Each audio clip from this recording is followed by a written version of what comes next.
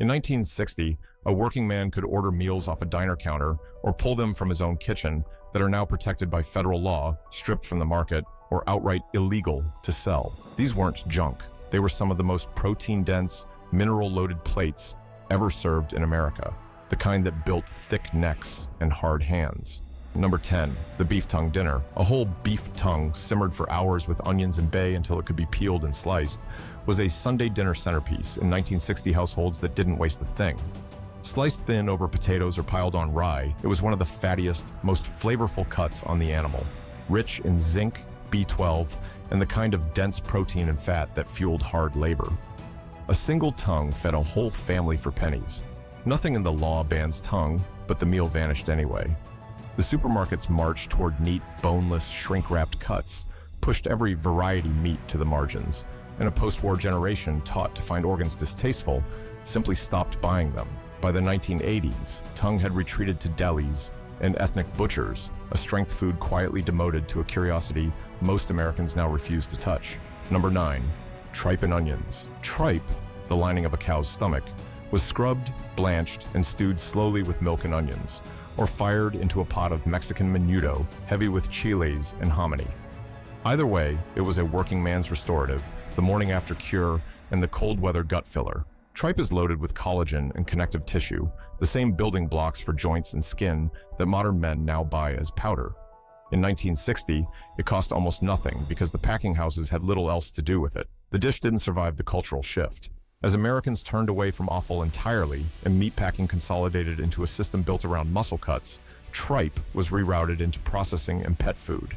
The slow, collagen-rich stew that once anchored immigrant and rural kitchens became something most diners have never seen on a plate. Number 8, blood sausage. Blood sausage, blutwurst, morsilla, black pudding, was made the day a hog was slaughtered, the fresh blood mixed with fat, grain, and spice, and packed into casings for a dinner almost absurdly rich in heme iron.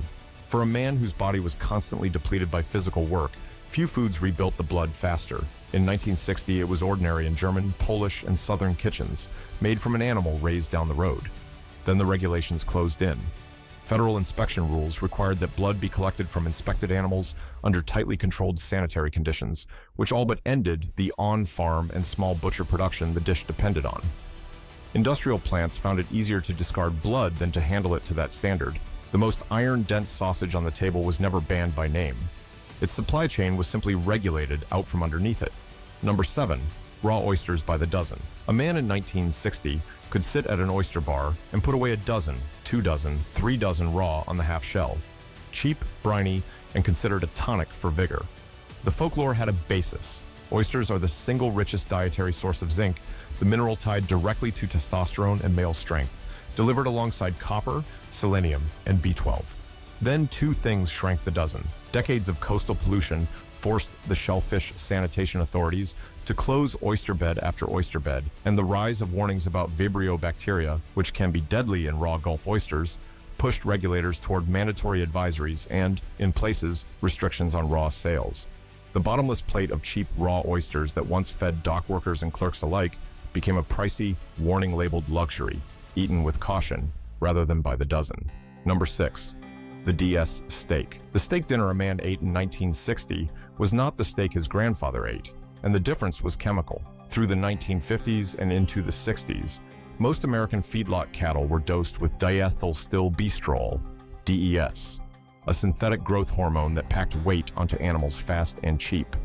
It was in the beef on the plate, the cornerstone of the steak and potatoes dinner that defined American manhood.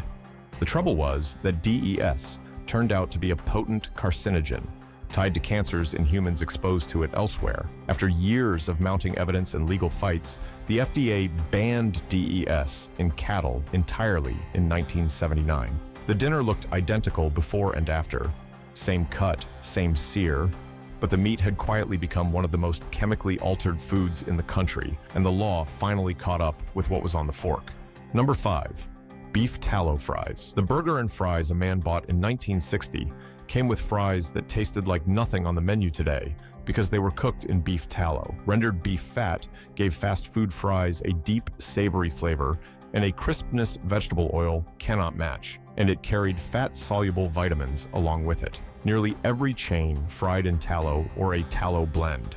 Then, under a high-profile public health campaign against saturated fat, the major chains caved and switched to vegetable oil in 1990, pulling beef tallow out of the fryer almost overnight. The irony is now familiar. The vegetable oils that replaced it were loaded with trans fats, the very compounds the FDA would later ban outright. The fry that fueled a generation was reformulated into something its original cooks would not recognize, all in the name of health. Number 4, the swordfish steak. A thick swordfish steak, seared and served like beef, was the proud centerpiece of a 1960 fish dinner, firm, meaty, and packed with lean protein and vitamin D. It was the fish for men who didn't think they liked fish. Then mercury entered the conversation. In 1971, the FDA warned the public off swordfish over dangerously high methylmercury levels and effectively pulled it from the American market, and for much of that decade, the swordfish steak simply disappeared from stores and menus. It eventually returned under strict limits and a permanent advisory steering pregnant women and children away from it entirely.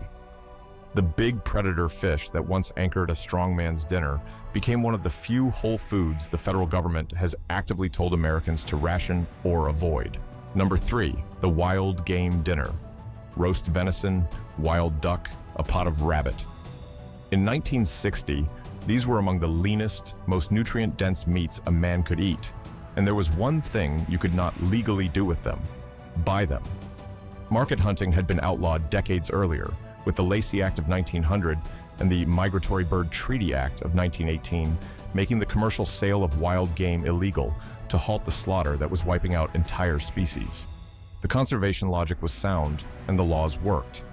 But the practical result was that the wild game dinner, venison free of feedlot chemicals, duck rich in iron and fat, could only reach the table through a man's own rifle. The most natural meat in America became, by law, the one meat the market was forbidden to sell him. Number 2, green turtle soup. Few dishes signaled strength and status in older America like a bowl of green turtle soup, and its humbler cousin, the diamondback terrapin stew that once filled Chesapeake taverns. Thick, gelatinous, and intensely savory, turtle meat was prized as a restorative, dense with collagen and protein, and canned green turtle soup sat on grocery shelves well into the mid-century. Overharvest had already crashed the terrapin by 1960. Then the sea turtles themselves were placed under federal protection, listed under the Endangered Species Act in 1973, and shielded by the International CITES Treaty, making any trade in their meat illegal.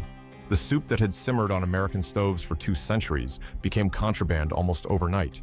A meal once tied to vigor and abundance is now something a man can be prosecuted for serving. Number 1, the horsemeat steak. And the meal that is now banned outright, a horsemeat steak. Sounds shocking to a modern American, but horsemeat was sold for human consumption across the United States for decades, especially through the meat shortages of the war years and well into the 1960s and 70s, when butcher shops and even dedicated horsemeat markets in New England moved it by the ton. The meat is leaner than beef, higher in protein and iron, and by every nutritional measure, a genuinely powerful food. Then it disappeared, and not from squeamishness alone. By 2007, Congress had effectively shut down domestic horse slaughter for human food by stripping the funding for federal inspection. And without inspection, the meat cannot legally be sold. The leanest, most iron-rich red meat once on the American table is now, for all practical purposes, illegal to put on a plate.